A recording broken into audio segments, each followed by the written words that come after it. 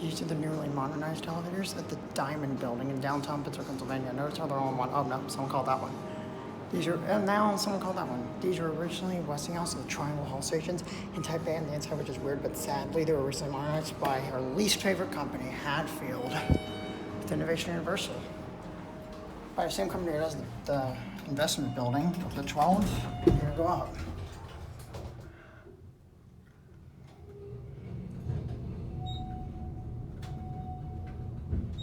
That's the one that PA elevators don't run are still original.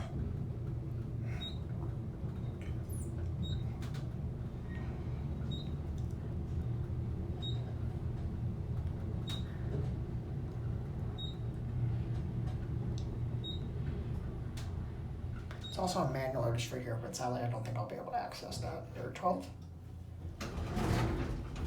Some work up here. Go back down to 1. Hadfield elevator, basic and nice cab, kind of small. Got the curved thing here. I don't know what we're elevators. This is obviously the phone box, certificate in the management office. Yeah, I believe this was the last one to be modernized.